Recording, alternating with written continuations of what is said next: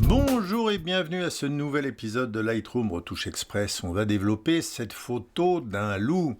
Alors si vous regardez la focale, 145 mm, vous doutez bien qu'il y a quelque chose entre nous deux, parce qu'il serait un peu proche, et je ne resterai pas dans la nature aussi proche d'un loup. Alors c'était dans un parc animalier au Québec. Alors je ne suis pas un grand fan des parcs animaliers d'une manière générale, mais il se trouve que j'étais dans le coin, que le parc il paraît très bien, avec de la place pour les animaux. D'ailleurs, on voit qu'il n'y a pas de, on voit rien d'humain, on voit rien d'humain autour. C'est vrai qu'ils ont de la place. Maintenant, ça reste des animaux en captivité. Et je suis pas un grand fan des animaux en captivité, mais ça m'a permis de voir des bestioles que j'avais jamais vues. Donc un loup d'aussi près, j'en avais jamais vu. J'ai vu des bisons aussi, grosse bestiole le bison.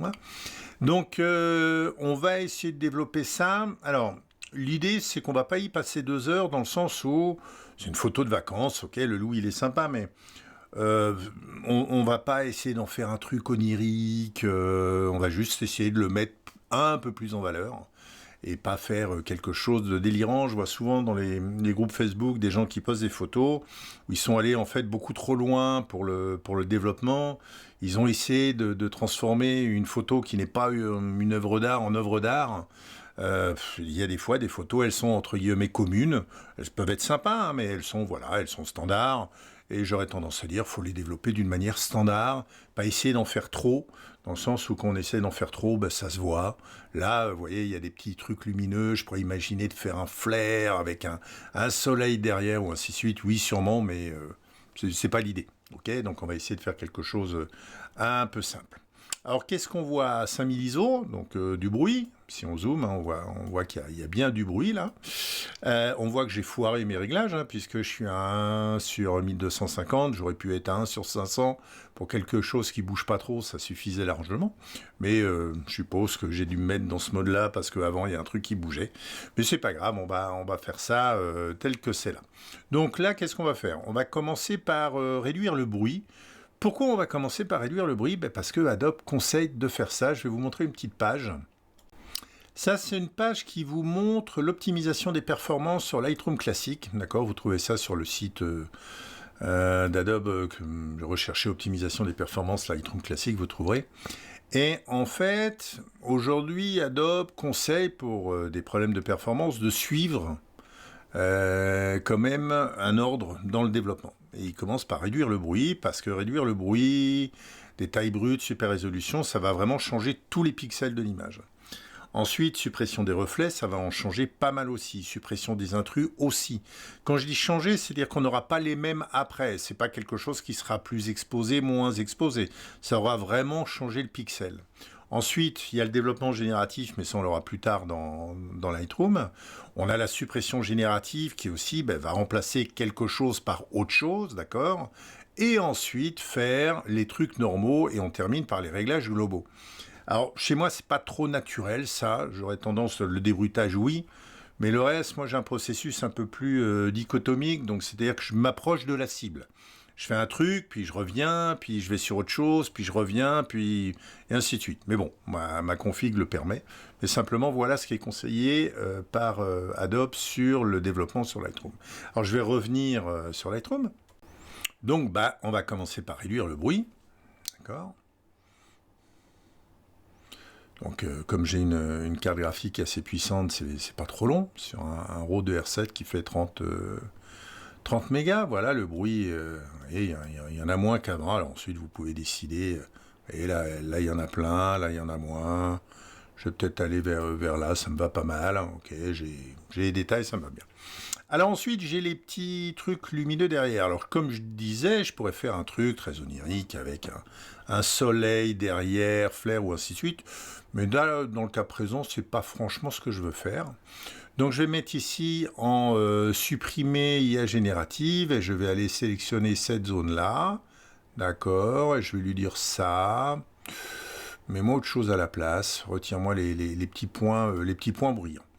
Alors, comme on est dans le flou, d'accord, d'arrière-plan, c'est quelque chose qui posera pas de problème. Dans le sens où on va pas avoir de détails, mais ça tombe bien, il n'y en avait pas, donc il me propose ça.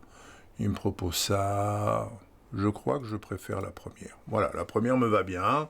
Donc comme ça, je vais rester comme ça. Ensuite, je vais recadrer cette image. On va aller quelque chose comme ça. Voilà. Ensuite, je vais un peu de vibrance ou de saturation. Je pense que je vais prendre un peu de vibrance. Quelque chose comme ça. On va mettre un peu de vignettage pour faire ressortir notre ami le loup. Vignettage, il doit être dans ces coins-là. Et puis voilà, vous voyez, pour ici. Et je vais ensuite prendre un petit dégradé radial que je vais aller ici. Et là, je vais simplement monter peut-être un peu les blancs. Voilà, pour faire, vous voyez, faire ressortir un peu plus la tête. Et ensuite, on pourrait éventuellement faire ressortir un peu plus les yeux. Donc, on va zoomer, on va aller ici, on va refaire un nouveau masque radial et on va ici se mettre simplement sur l'œil. On va essayer de le faire ressortir un peu plus. Donc, on peut par exemple le mettre un peu plus clair et on peut éventuellement mettre un peu plus de clarté dessus. Voilà, quelque chose comme ça. Et une fois qu'on a fait ça, on va aller faire un clic droit là, on va faire dupliquer le filtre radial 1 et on va le mettre sur le deuxième œil et on va aussi rajouter un peu de netteté. Voilà. Et une fois qu'on a fait ça, j'aurais tendance à dire qu'on a terminé. On ne va pas aller beaucoup plus loin. Voilà, c'est la photo d'un loup, il est dans un environnement assez naturel. Alors on pourrait se dire là, qu'est-ce que c'est là? Bon, c'est des troncs d'arbres, d'accord? Donc c'est pas des choses artificielles. On va se remettre en bibliothèque ici pour le voir sans les petites épingles de développement. Donc voilà, moi ça me va. Voilà, ça me suffit largement. Ça montre bien ce que j'ai vu.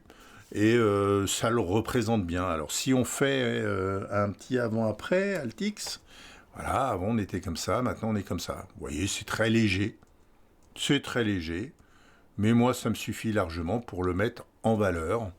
Et je n'irai pas beaucoup plus loin. Donc tout ça pour vous dire, sur certaines photos, allez pas trop loin. C'est pas nécessaire, il est bien comme ça. Donc on joue rapidement avec 2 ou 3 curseurs. Et vous voyez qu'avec l'IA générative, bon ben là on a très rapidement retiré la petite zone. Je pense qu'on aurait pu le faire sans l'IA générative, avec un tampon standard, mais c'est vrai que l'IA générative fait quelque chose qui est quand même assez naturel. On voit cette branche ici, on va refaire Altix. Ouais. Non, il l'a même créé complètement, cette branche. Ouais, il est parti des feuilles qui étaient là, et il a recréé une branche complète ici, qui fait tout à fait naturel par rapport aux autres feuilles qu'on avait là. Donc c'est plutôt du bon boulot pour ce genre de petite correction sur une petite zone. Voilà, j'espère que ça vous a plu, et puis je vais encore essayer de vous faire d'autres vidéos qui ne sont pas des modèles, puis je vous referai 1 ou 2 modèles après. Voilà, merci, au revoir.